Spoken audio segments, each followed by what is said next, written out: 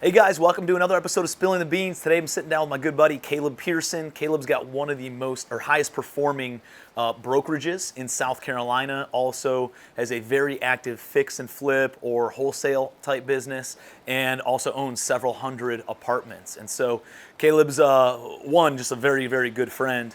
Our wives are very good friends, and so we hang out, we talk a lot, and he's got some really good insights on the residential market and the commercial market and kind of what he's seeing in real time as this market shift and macroeconomic type stuff happens. So excited to sit down with Caleb. I think you're going to get a lot of really good insights out of this.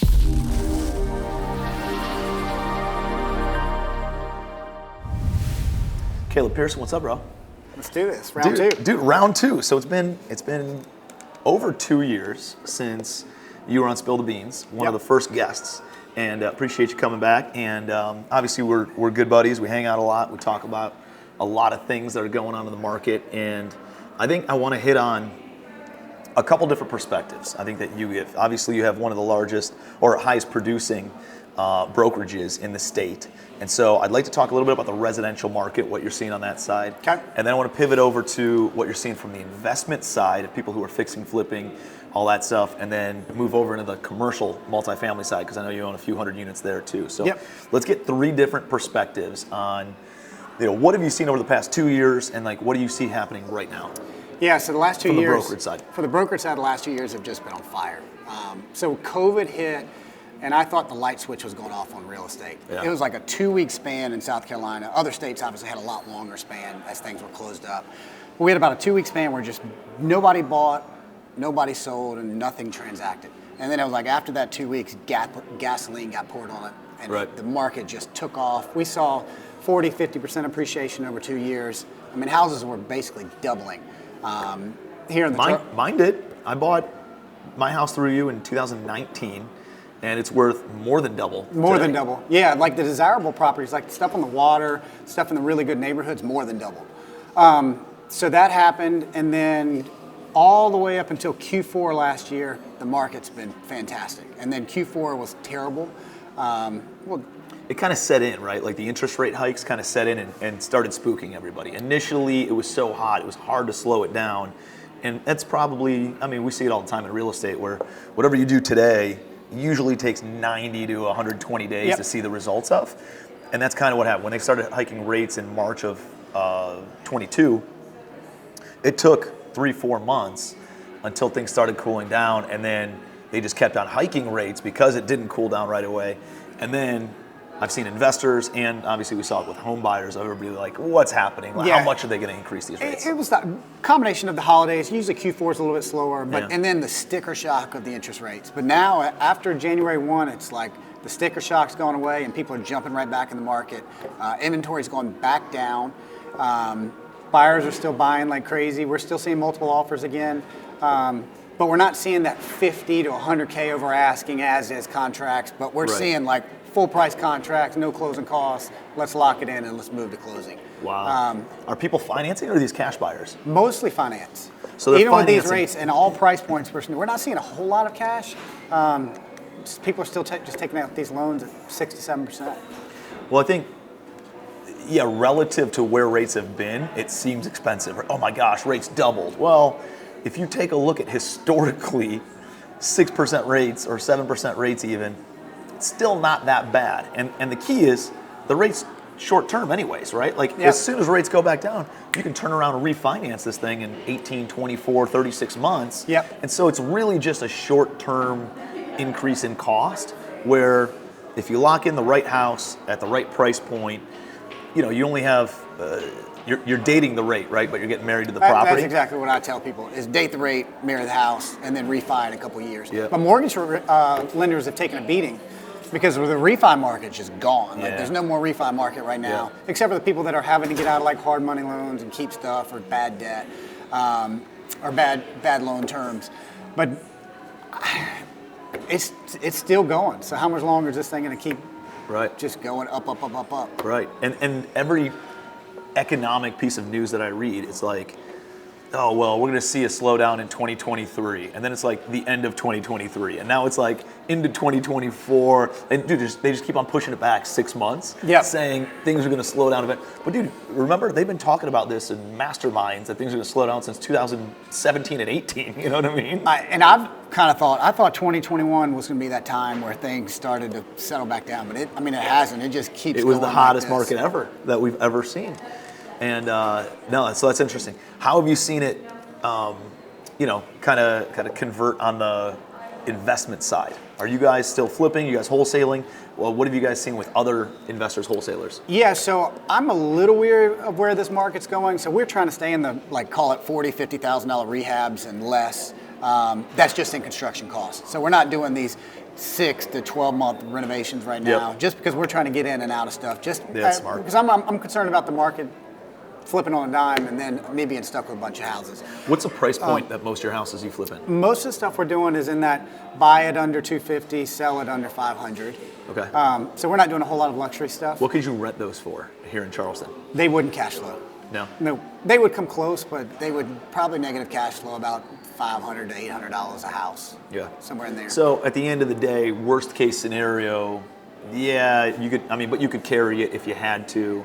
Yeah. So that's a pretty low risk, right? Most people look at it like, oh my gosh, this is a $400,000 risk. It's really $10,000 a year until the market comes back. Yeah, you know? But the home flipping market is interesting. Like a lot of our competitors, and I'm seeing a ton of people in the market have gotten, they've gotten where their head's too far over their skis, I think. Everybody's getting, I think there was a little bit too much greed in the market in the last year or two where people started doing too many houses at a time. And a lot of these guys that are taking out these hard money loans have payments. So when you have 2 houses, that means you only have 2 payments when you're flipping a house. But when you get up to 15 to 20 houses going at a time, that means you're carrying 15 to 20, call it 9 to 12% interest rate payments at a time. And then you're also floating the contractor's money as you wait for draws. Yep. And a lot of people that you think have been so successful in flipping homes, they're cash poor because they haven't been able to make. They're not good managers of cash. Yep. Cash flow management's a real thing. Yep.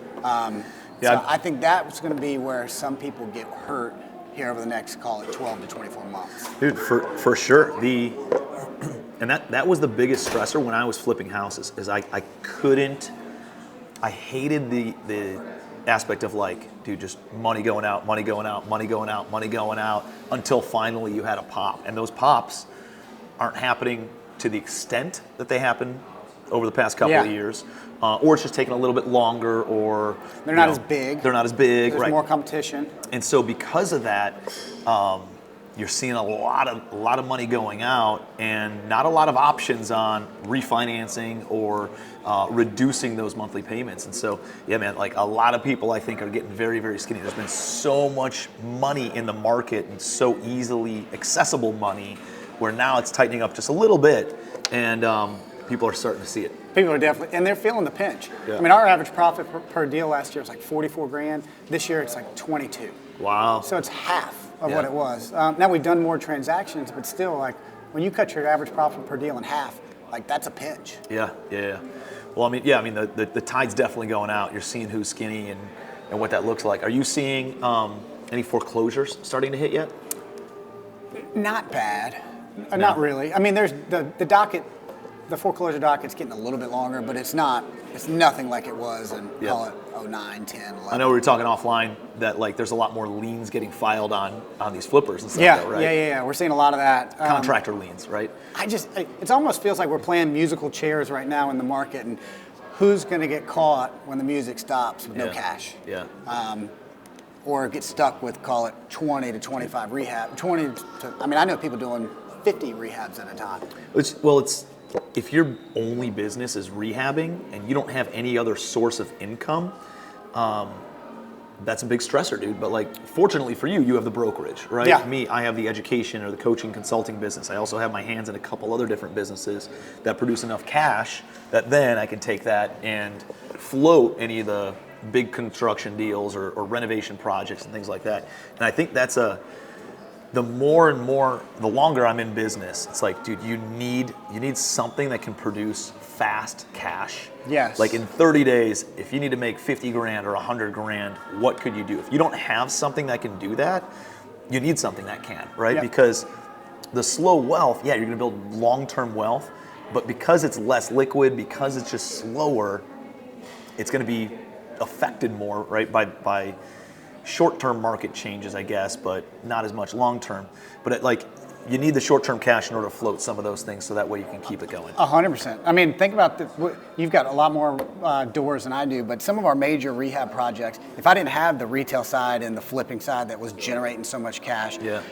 I don't know that I could have kept these projects going the way Yep. that we have. And then you know how it works. If you stop a $600,000 renovation and it just sits, then it ends up costing you $800 to Yep. jump back in and actually finish it. So City's having pissed, multiple contractors don't trust you. Yes, that's tenants exactly aren't right. attracted, or they move out.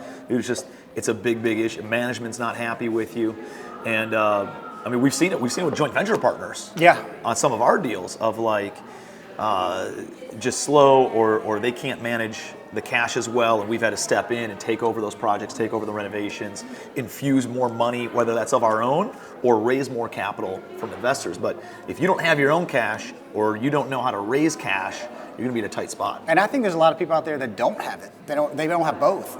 Yeah, they don't have either, right? That have got into projects that were turned. I mean, we've done a couple big, well, not big, but call it 40, 50 unit apartment big renovations, where we thought it was going to cost $500,000, it ended up costing us $1 million. So we missed by 50% on the budgeting for the renovation. Yep. So where does that money come from? We either have to raise it, or I've infused a lot of my own cash into it. But I do think there's a lot of people that can't go get that at 500 from other people, and they don't have it themselves, so they're just shit out of luck. Well, it's a shitty story to go and tell your investors that, hey, I missed the mark by 100% on this, right? And it doesn't look very good. And they're like, well, that doesn't give me a lot of confidence in bringing more money to this project. And at the same time, if you're raising more money and you're increasing the cost basis when cap rates are spreading and values are compressing, then dude, values are coming down, your cost basis is going up. It was okay 2 years ago to go and raise more money because you had so much spread in these deals. Yeah. Today, whether it's, you only realize that gain if you're planning on selling it, but you're seeing it with the banks, right? Yeah. Like, well, hey, SVB took a bunch of long-term loans and had to cash them out because of liquidity issues, and then they had to realize that loss at that time. And so that became, a liquidity crunch and then a run on the bank, and then they end up going bankrupt, right? That can very well happen on a smaller level with investors of saying, hey, I'm not planning on ever selling this property. It's a 30-year hold. But if you do have to sell, or you do have to go and raise some more money, and you're looking at the value come down and you're looking at the cost basis go up, it gets kind of tight to go out and raise money that way. And dude, if you watch American Greed, that's a lot of people get in trouble. Yeah. Right? They didn't mean to go out and start, most, I don't know, let's say 2/3 of them were frauds, but about 1/3 of those stories are like people with good intentions who got caught being bad business owners, bad business cash managers, and they kept on raising more money to, keep the cycle going, thinking the market would eventually come back, and that's not always the case. And then you got people that go rob Peter to pay Paul. Exactly. And we don't commingle anything. Right. But I know people that have, and I know people that have gotten in trouble here recently Yeah. doing it. But again, not that they were doing it with bad intent. It's just they thought they figured that's the only way that they can salvage this deal over here. Right. So they're putting these investors at risk while they're trying to salvage a deal that was just a bad business decision. Yep. Versus having a difficult conversation. Like, I'd much rather, and I've had this conversation with some of my investors, where we have a couple of new construction projects that, these are $10 million build outs, right? And we're outlaying $1 million to $1.5 million every single month on construction until we get the drawback from the lender, and then that money has to go back out, right, in order to keep construction going. So on two projects that are new construction, we've had to say, hey, investors, we don't want, because of what's going on in the market and values compressing, if we go and borrow more money in order to pay you your preferred return, one, it adds to the cost basis. And because it adds to the cost basis, it reduces the value of your equity in the deal. Even though I'm not diluting their equity, I'm diluting my own equity. The value is reduced because I have to go borrow more money versus just saying, hey, I don't feel comfortable paying out the pref and borrowing more money, creating a bigger interest reserve. I'd rather ask that we defer payments for 6 months or 12 months until this thing starts cash flowing positive. And I don't know, maybe some of them will never do another deal because of that. But the reality is, I think a responsible business person has the difficult conversation and takes that risk, and many of them are like, okay, hey, totally get it, man. Like I'm a big boy, I'm a big girl. I'm an investor. I understand business. I understand what's happening in the market. I'm good with that, and I appreciate you doing that, as opposed to putting our principal at risk by just borrowing more money and that's right. And you're really looking out for their best interests. Like it's long term. Right. How are we looking out for your best interests versus just getting you guys cash now and fulfilling your promise? But yeah, having the tough conversations is not easy. Yep. And a lot of people just don't want to have them. And that's going back to American greed, dude. That's when everybody gets in trouble, right? They just don't have the conversations, and then when they stop picking up the phone or answering emails, that's when the SEC gets involved or the feds, and they start making phone calls, and people start getting in trouble. And I don't want to see anybody, who's watching this ever fall into that situation, because I know you guys have good intentions. But just have the difficult conversations, right? Have the conversation with the lender of saying, hey, I can't refinance out of this yet, right? I need another 6-month extension in order to help me bridge this. Or who do you know who can help me refinance out of this? Like you and I, know Kelly Garrett. She did $100 million in loans last year. And there's people who can't refinance or can't sell at the price point. And you just have to have the conversation. You got to have the conversation. You got to pick up the phone and have the conversation. It's funny you bring this up because today's Wednesday, and so we run our team meetings for all of our companies on Tuesday. So I get all the information on all of our deals, the apartments, the residential side, the flips, and with how many transactions we do, there's shitty conversations that have to be had after those meetings every Tuesday. So what I do is I compile a list of all my calls that I have to make, and Wednesday is my tough conversation morning. So Wednesday I wake up, and it's almost like putting the punching bag, putting the gloves on and walking in the office, and it's like, all right, call her. I have to call her and tell her that her contract fell through. Call him and tell him they owe us $6,000 and they have to, or they have to clean the house out. Like it's just. But I do it just bam, bam, bam, bam, bam, and it's almost like going to the gym. It's my most miserable hour of the week, but I just stack it, do it all at the same time, and then I feel like I feel like I've been beaten up afterwards. But it has to be done to be a good business owner. Yeah, you got to, man. And I think what I found though is the difficult conversation. Don't just bring a problem, bring a solution with it, right? Yes. Like, hey, here's the thing, it fell out of contract, but guess what? Inventory is down by 30%. We're going to throw this back on the market. I'm very confident that somebody else will come on. And we're going to hold an open house this weekend in order to get somebody else through, right? Like, don't just tell them about the problem, sandwich it with some good news as well. And that's one of the things that we, on this new construction project. Hey, listen, I got to defer payments for 6 to 12 months until it's occupied. But guess what? Instead of getting $11.75 in rent, we're getting $14.50 right now. We're smoking the rental projections, and that increases the value of the project. And long term, it's going to be a way bigger win for all of us. And that's one of the best assets that you guys own. Is the new construction stuff, isn't it? It is. It's a pain in the ass, dude, to build it out, and it's the stress, right? It's the stress of flipping times 80 to 100 units, right? At the same time. There is some scale to it, but if you don't have, again, money or access to money, dude, I can see a lot of people getting in trouble. But I've seen banks putting holds on draws here recently. Dude, it's with people that are doing big rehab projects, and the banks are like, nope, you've smoked the budget, we're done giving you the draws. Or you lied and said that this was done and it wasn't done, we're not issuing you any draws. You go figure out the construction price. They're definitely, on one of them, on the 60-unit apartment building that I'm building, there were a couple things that were over budget, and then there were a couple things that were under budget.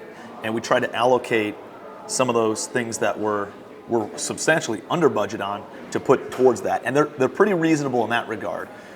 But anything beyond that we're over budget on, we have to come out of pocket first. And then after that, as we, let's call it windows or something. if we're under or if we're over budget on windows by $20,000, we have to come out of pocket $20,000, and then we can continue drawing on the rest of the windows. Yeah. Because they know what that looks like, and they're not nearly as flexible of increasing the loan amount or anything like that. Yeah, they're getting tight. They're holding the purse strings a little tighter than they were 2 years ago. Very much so. A lot more documentation in order to get the releases of funds and the draws released to us, and it's not as easy, man. Not as easy as it's been the past couple of years. And so a lot of the things that we're looking at buying right now is just more stabilized properties. Same. The newer stuff is so much easier. Like the 1950s, 1960s buildings where you got to go in and do full rehab, they're still 1950s, 1960 building. So they have high repairs. They're a pain in the ass. The stuff behind the walls, man, like it's you can change the cosmetics, but behind the walls and underground is still from 50 years ago, 60 years ago. And there's always going to be issues with, the plumbing backing up or the electric. Like we just had one building, 36 units. Dude, I've owned this thing since 2017, right? I bought it in spring of 2017. I've owned it for 6 years. Never had an issue with it. Insurance comes in. We go to renew our insurance policy. Boom, we need you to update all the breakers, right? Like it's never been an issue with this insurance provider for the past 6 years, and all of a sudden, they make us absorb. It's like a $25,000 expense. It's like $750, $800, whatever per breaker, and there's 36 units, whatever it ends up being, and they're just like, oh, in order for us to renew the policy, you got to update all these things. We had never had an issue with it, and there's shit like that that's been popping up, where insurance companies are trying to cover their ass, lenders are trying to cover their ass, and you got to be prepared. Like it's going to show who's been going to the gym and taking the punches and working out and putting in the reps versus somebody who's just gotten lucky over the past couple of years. And there's been a lot of people that have gotten lucky. I mean, we've gotten pretty fortunate on some deals. I think everybody has. When you buy something and it appreciates by 25%, like you can miss your mark and still make money. Right. But things are hard to sell right now too. We've got 2 apartments on the market. They pretty much cash flow even-ish, but they're not moving. And last year this time they would have gone in a day. Yeah. Are these the ones upstate? One in Florence, and then I've got one up in Illinois. Let's talk about what do the numbers on it look like? How many doors is it? What does it rent for? See, the one in Florence is 30. We're gonna help you move it. Somebody's gonna buy it. We're gonna structure this creative finance. Little money out of pocket, get you your price point. You might have to carry back some, but let's talk through it. And I'd be open to it with both deals. The one in Florence, 30 units. We kicked everybody out, renovated all the units. Rents for $8. How many doors? 30. $850 with $75 in rubs. So you get bringing in nine and a quarter. But it's only at about 50% occupancy right now as we're filling them. Yeah. We finished about 60. So you finished the renovations. Now it's just lease up. Now right? it's just filling them. So construction risk, which is what we've been talking about, is off the table. That's the biggest risk typically in real estate is the construction risk, getting all the approvals in place, all that stuff. Once that's done, then the management, the lease up, that's probably the next risk, but it's not nearly as much as the construction risk. And it gets better every month as they fill them. Yeah, exactly. The blood pressure starts to go down a little bit. Now you can cover the costs and all that. But that gives you upside too, right? Like realizing that you're filling it with quality people, maybe not pushing up rents to the premium. Maybe you can get $9 or $950 in rent, but right now you just want good people coming in at $850, and then year 2, year 3, then you can bump up those slowly, to what that looks like. But that creates value add for whoever the buyer is coming in. You know what I mean? And so, what are you into it for? We're right around 2.1 total. That's purchase and renovation. Okay, so about 60 some a door, 65 a door. Yeah. And then I think it's going to end up selling at like 2.5, somewhere in 2.5, 2.6 range. Okay. Is where we're starting to see people starting to put offers out or throw numbers at us. Biggest thing right now is just financing because it's only 50% occupied. But once we get it to call it 90%, you got to push it to 90%. Yeah. Well, we'll be okay on it. But again, both those projects are done. This is a good hack. When a lender looks at it, they'll look at the trending rents. So they don't look at what the current. They do look at what the current rents are, obviously, but the most important rents to push are those last 5 to 10% of the rents. So you can fill it all up at $850, and then just like the last 3 or 4 or 5 people that you put in there, yeah, dude, make sure that they sign leases. And you could do like some sort of concession where you give them a $1,000 gift card if they sign a lease at $950 a month. Yeah. Right, and you get a couple people at $950 a month, and then the lenders typically look at the trending rents, and they see that the most recent ones are now getting $950 now that you're filled up, and you'll be able to update and renew those to $950, and then that allows you to give it a better trend and a higher likelihood of a higher loan to value or a lower rate for whoever the buyer is or whatever your refi looks like. So there's a lot of cool things, a lot of weight put onto the final handful that get leased up, and that gives you a better trending story when you go to the bank or go to the buyer. Yeah, I mean, we could just refi it, but I'm trying to get rid of anything old. So like everything that I own now that's 2-year build, call it 2000 and newer, just runs like clockwork. It's easy, you get better tenants, just low repairs, less turnover, higher class. But it's more expensive, and so it scares people away.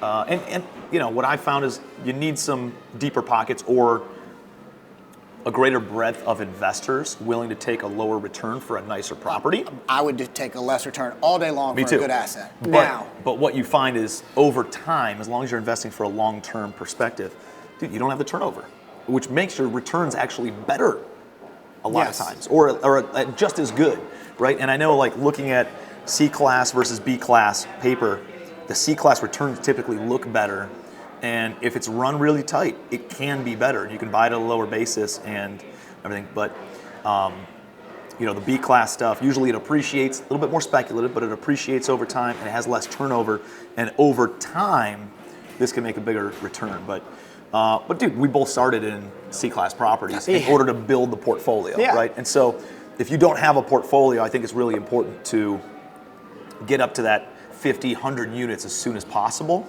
which then allows you to graduate into better asset classes, or not better assets, and yeah, I guess class of asset as well. I mean, because you look at rent rolls, B-class, C-class, I mean, it looks really good for C-class on paper, like you said, but the collections are always higher, it seems like. It's never 95% occupied. No, I mean, some of our newer stuff, we're at 100% occupancy and 100% collection. Like when I get those rent rolls that come in at the end of the month and those P&Ls with very few repairs, I'm like, why don't we own 500 of these? Like, how do we get rid of these that we have? Because you're competing probably with people with way bigger pocket or way deeper pockets than you and I have. Yeah, right? They can take a less return. Yeah, and they're like, you know, they have some sort of institutional money or a family office that needs 3% return annually versus us paying our investors 8 to 10%. Right.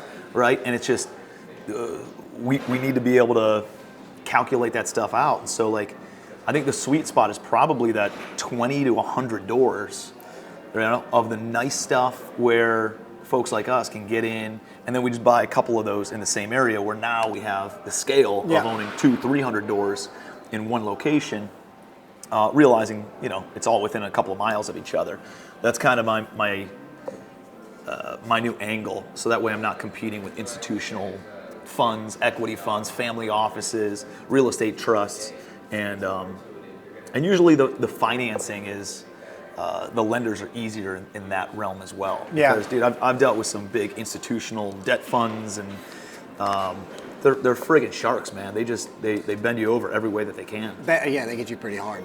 Our new buy box is 1990 and newer, red states. Call it 20 doors is probably the smallest we really want to buy anymore. 20 to 100 doors. Yeah. I mean, that's. I go by dollar size. You know, like we talked to Chris Litzler, it's easier to get financing on stuff that has $1 million loan amount or bigger, which is about 20 doors, right? It's at least 15, 20 doors. So yeah, it's about 2 million to 20 million is like our sweet spot, and very similar. Ours has been like 2 to 5 million. We just haven't gotten into the really big stuff like you guys have. Yeah, it's definitely more work though, man. Like, and I went very wide on where I was buying. Like, we were in 12 different states, and I got just one-off, it might be a couple hundred units in Oklahoma or a couple hundred units in Louisiana. But dude, I still have to travel there. I still have to learn the laws. I still need to find a local attorney and title company. I need to find, like, dude, there's, versus just buying more shit in Charleston where my team's already located. And I can borrow resources from my Savannah group and my Beaufort group and my North Carolina group. And just, like, we could just move people around within 3-4 hours if I have to. And that's kind of like, I just want to go deeper into the markets that I'm already in. It's cool. I mean, we spend a lot of time together because our wives are good friends, but and we're obviously good friends as well. It's cool for me to sit and watch what you guys do and how you've done it. I mean, y'all have just done it at a larger scale than us. So your problems just have an extra zero behind it. And your wins have an extra zero behind it. It's kind of what I've learned from watching what you're doing. Like when your things are cash flowing well, my $10,000 a month of net cash flow is y'all's are doing 100. When it's cash flowing poorly and you're writing checks every month, my $5,000 a month is $50,000 a month for a year. It is, dude. There's some big checks, and it's not that fun. But we were talking offline about, like, we got pretty good lives, like we talk about it whenever we're hanging out and stuff. It's like, how much money do we need in order to live an unbelievable lifestyle, right?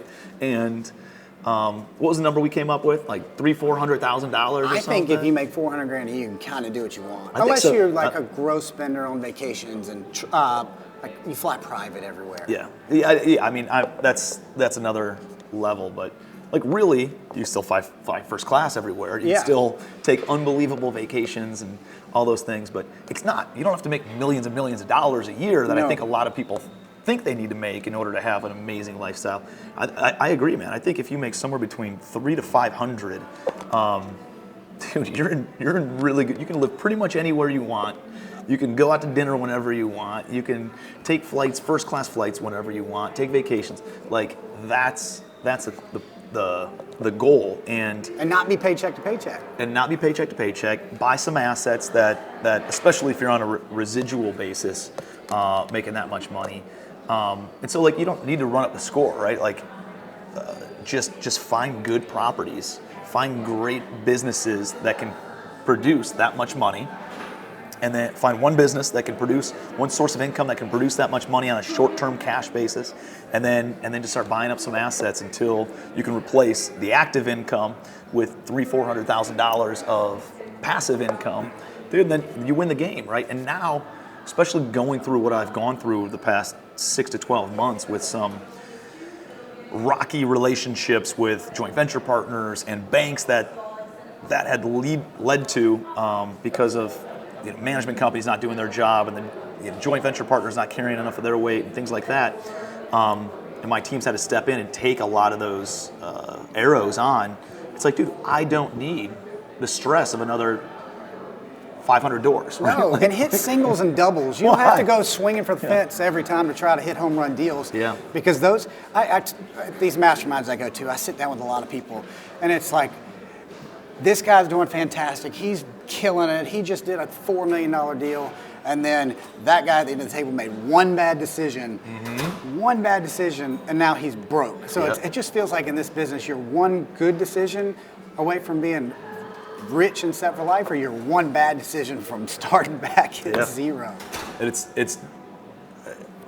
so what would you say is the differentiator of, like, what would be the litmus test of making sure you're not making bad decisions? Like, how do you stay away from making the bad decisions? How do you, what's the question that you're asking yourself before you pursue a certain deal and making sure it's not going to be a bad deal? How do you reduce and mitigate that risk as much as possible? I mean, I think you just set a super conservative buy box and you stay within it. I mean, the only times that I've ever gotten hurt, knock on wood, has been when I got barely outside the buy box and I was optimistic about it, and then it ended up coming back and just biting me in the ass. But like that, when you taught me take gross rents, multiply them by 12, divide it by 50, and then divide that by 0.08, like an 8 cap. You were like, you won't lose that way. Well, the things that I bought with those numbers, I haven't lost, knock on wood. And That's awesome. They've been freaking home run deals.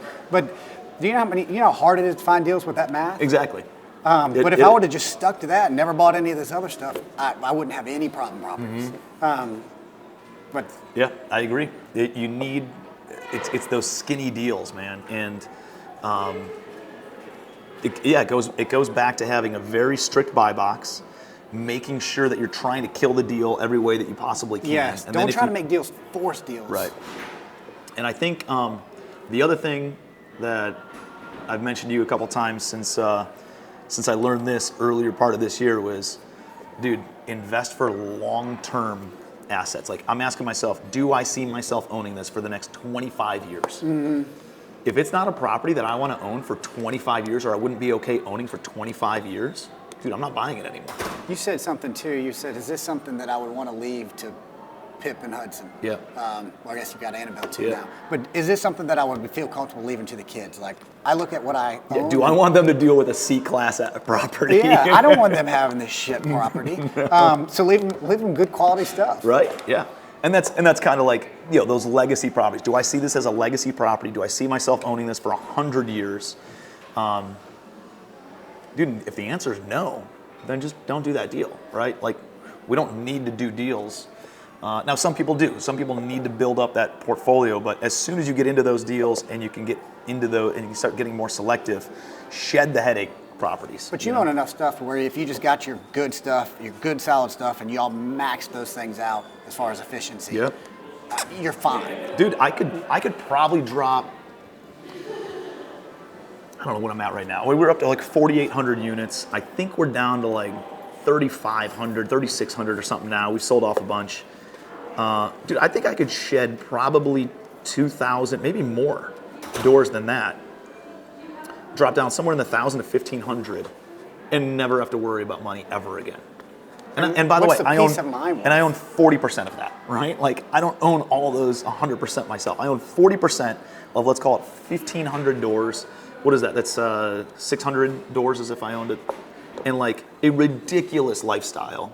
And don't ever have to go beyond that. So I know a lot of people want thousands and thousands of doors and they want to get to the $1 billion mark. At the end of the day, like, there's a level of peace of mind that comes with not having thousands and thousands of doors. So much value in just peace of mind. Right. Like, it's not fun, dude. Like, I live in a beach house, right? I'm dealing with these properties.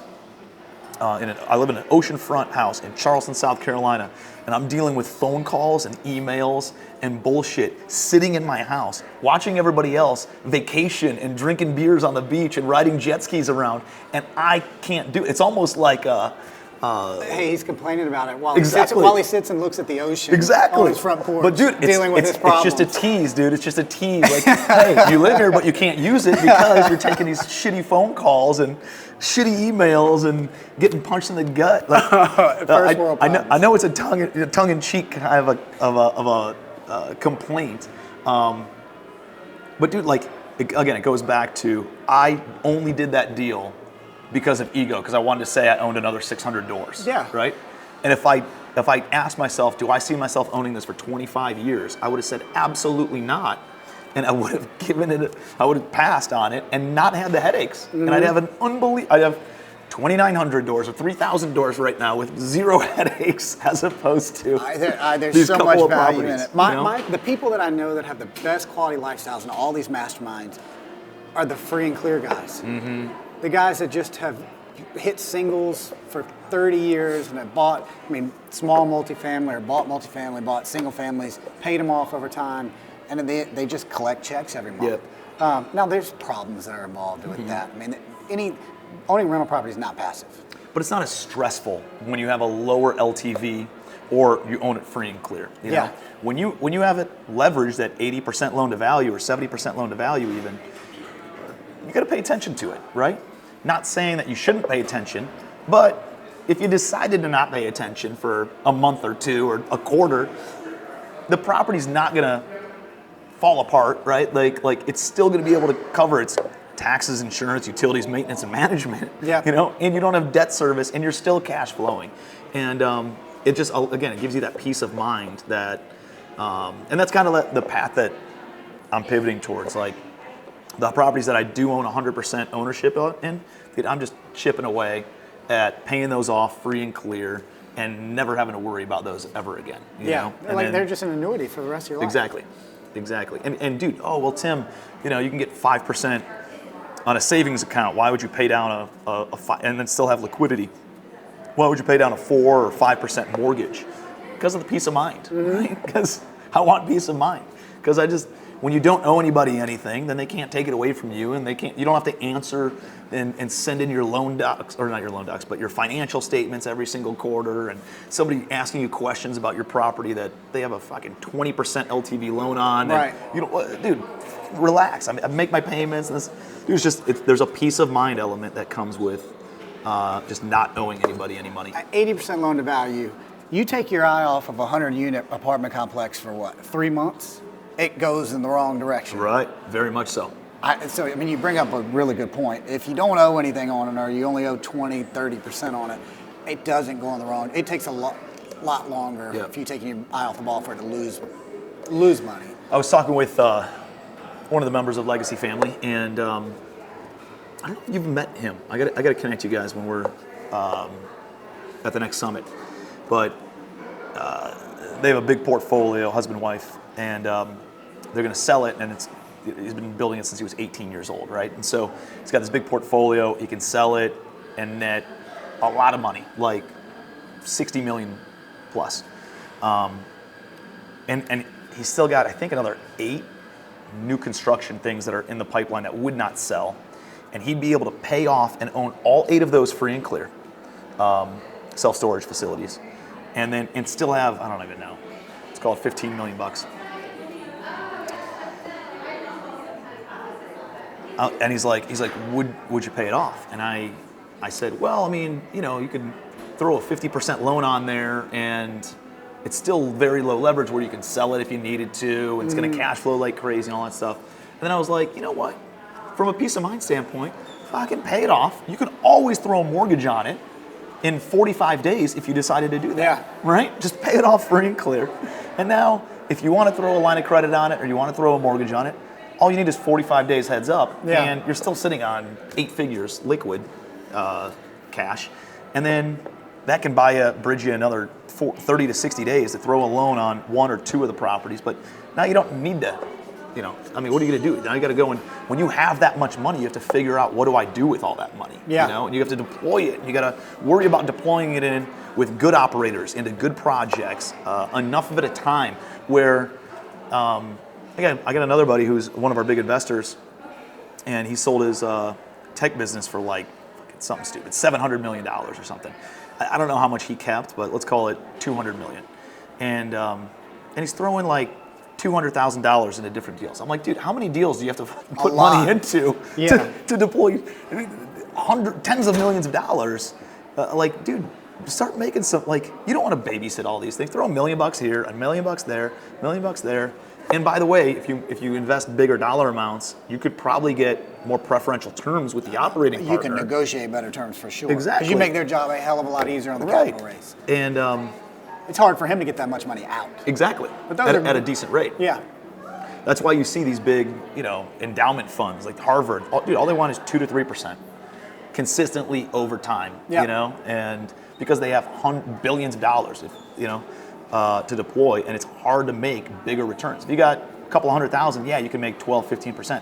It's not that easy to make those kinds of returns when you have tens of millions, if not hundreds of millions or billions of dollars. Yeah, I've got friends I'll tell them what the returns are on, call it a flip, and let's say they're making 12%. They're like, those returns aren't sexy to me, but they're only 100,000 or 150,000 that they can get out. Yeah. But when you've got $200 million, it's really hard to get that much money into play. Yep. So 12% returns, they're like, yes. All day, man, all day. So let's close out with that. What are your private money conversations looking like right now? Are people wanting higher returns right now because rates went up? Are they more cautious about deploying into deals? Like, what are your private money people saying? I mean, most of my guys are friends that lend to me on all of our flips or in our apartment deals, and they kind of trust where I'm telling them where things are going. They're a little bit more cautious right now, but I think they're fine with a 10% return. Dude, if I could make a solid 10 to 12% on my money consistently and just be able to deploy, I would take that all day with zero to very little risk of principal. Yeah, because if you lend to somebody like you who's a good operator at 10%, you know your money's coming back. Or I could lend to Joe down in the coffee shop at a 17% return, and all that money just vanishes because he's a bad operator. Happens I'd all rather the time, just take dude. the safer play and take a little bit less return. And then that's why I think a lot of our people invest with me, because they know that I know what I'm doing. Yep. Yeah, and that's the key. It's like it's showing the character that you do the right thing, and showing the knowledge that you know what to do over time, and then that compounds, man. Like, and the trust and the confidence that they have in you compounds over time, where even when times get shaky, there's still people who had money in 2009, 2010, 2011. I just couldn't raise it because I didn't have their trust and I didn't have their confidence, right? And so if the market does go sideways, I know that I can still go out and raise capital and still do amazing deals, because I've shown over a track record over the past 15 years of doing deals consistently and at a high volume, that we know what we're doing, we can navigate these different markets, and we do the right thing. You know? And I think that's, hopefully, if you haven't done that, start doing that, right? Start showing people that you know what you're doing, have the difficult conversations, always do the right thing, always look at what the investors, make sure they're taken care of first. Make sure that they're the ones. If you're always making decisions in the best, with the best intentions of taking care of the investor, the rest of the deal will make sense, right? Because they're equity investors. Their returns will be increased, which means your returns will be increased, and everybody's in a better position. And we've made people whole. Like, we haven't made money on every single deal that we've done. But the investors were made whole with their returns on every single deal. So, like, if we lose money on it, it's just me writing a check. We haven't written any, knock on wood, we haven't written any massive checks, but 75 grand on one that we did downtown that just went the wrong direction. But investors were made whole. We've paid 100% of loans back. So always look out for the investors first. Yeah. And then they'll come back, especially if they know that you wrote a check for 75 grand and you lost money and they made money and they got their full return. They'll come back. Yep.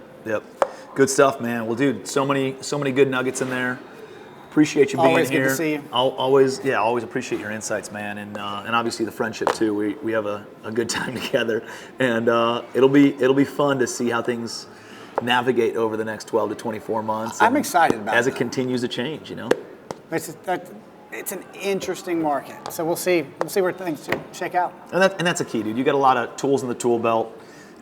You've been doing it for long enough and you're flexible, you're resourceful enough where you know how to navigate, or you can navigate, you can pivot, you can change, and that's the skill set that you need going into the quirkiness of the market that's been consistent over the past 3 years. Right? It's been really easy, so now it's time been consistently inconsistent though, but like between COVID and then supply chains and then labor tightening up and eviction moratoriums and then the market going like this and then interest rates going like this, and then, you need to be flexible. You need to be resourceful. You need to be able to pivot and change and evolve as the market does that.